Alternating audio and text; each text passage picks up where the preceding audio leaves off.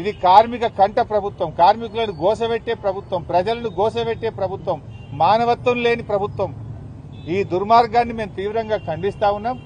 తక్షణమే medical board పెట్టి మానవతా దృక్పథంతో డిపెండెంట్ ఉద్యోగాలను పునరుద్ధరించాలని చెప్పి మేము ప్రభుత్వాన్ని డిమాండ్ చేస్తున్నాం.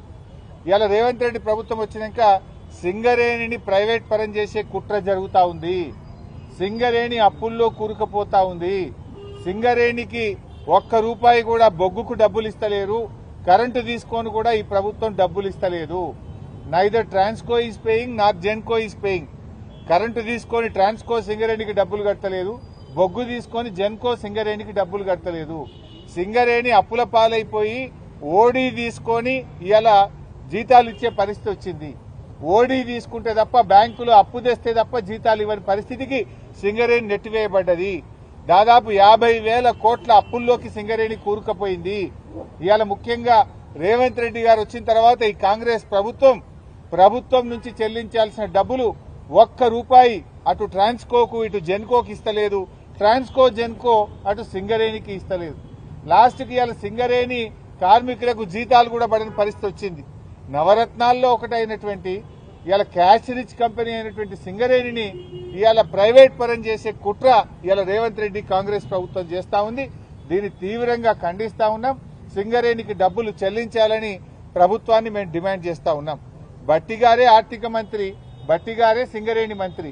మరి ఆర్థిక మంత్రిగా ఉండి సింగరేణి గొంతు కోయడం నీకు తగునా అని నేను బట్టిగారిని అడుగుతా ఉన్నా. ఇది ఎంత మేరకు సమంజసమో అని నేను అడుగుతా ఉన్నా. ఇవాళ రేవంత్ రెడ్డి గారు సింగరేణి పైసలు తీసుకుపోయి ఫుట్బాల్ ఆడుతున్నాడు.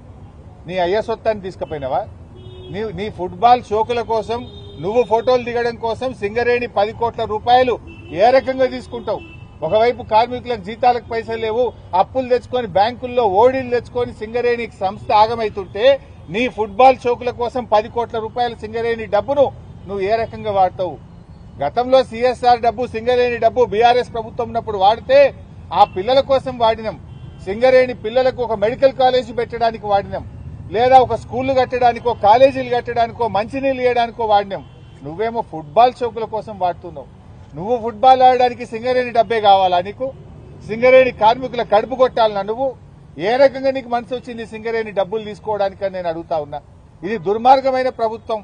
నువ్వు ఫుట్బాల్ ఆడడానికి రాష్ట్ర ప్రభుత్వంలోనే 5 కోట్ల తీసుకుపోయి స్టేడియం కట్టుకుంటావు. సింగరేణి 10 కోట్లు తెచ్చి ఆ మెస్సీతో మ్యాచ్ ఆడుతా అంటావు. ఎవరయ్యే సొత్తని సింగరేణి పైసలు డైవర్ట్ చేస్తా ఉన్నావు? సింగరేణిలో జీతాలు ఇద్దామంటే పైసల్లే ఓడి తెచ్చుకునే పరిస్థితి ఉన్నది. నువ్వు 10 కోట్లు తెచ్చి ఫుట్బాల్ ఆడతావా? ఇదేనా ప్రజాప్రభుత్వం? ఏ రకంగా దుర్వినియోగం చేస్తావని చెప్పి నేను రేవంత్ రెడ్డిని అడుగుతా ఉన్నా. రేపు బీఆర్ఎస్ వచ్చినాక ఈ ఫుట్బాల్ మ్యాచ్ల మీద, ఈ ఫుట్బాల్ మీద పెట్టిన 110 కోట్ల మీద రేపు ఎంక్వైరీ వేస్తాం. దీని మీద విచారణ జరిపి ఒక్కడొక్కని బొక్కల నూపుతామని చెప్పి నేను చెప్తా ఉన్నా ఈరోజు.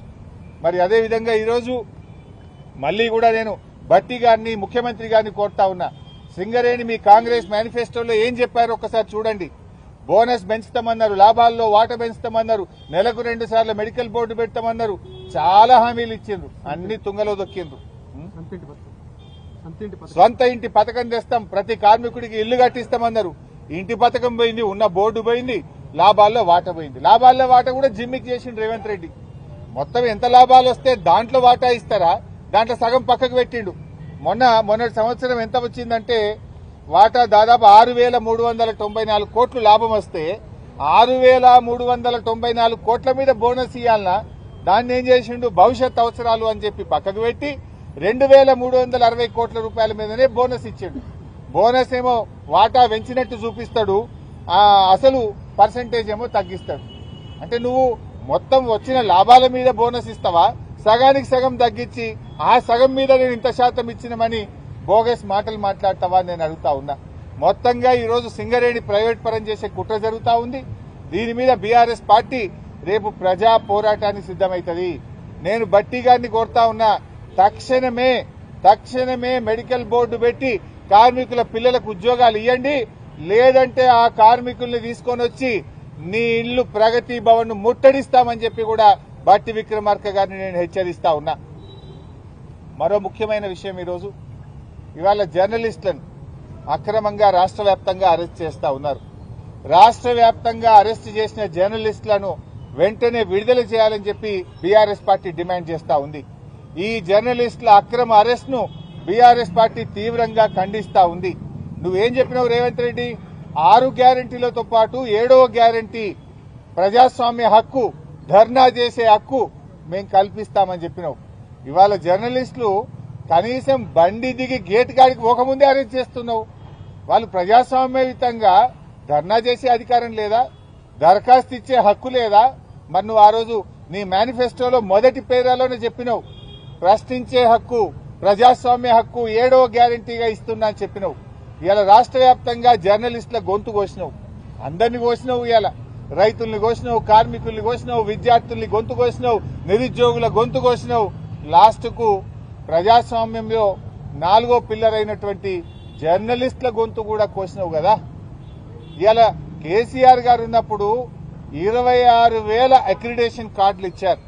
జర్నలిస్టుల కోసం 100 కోట్ల రూపాయల కార్పస్ ఫండ్ను ఏర్పాటు చేశారు.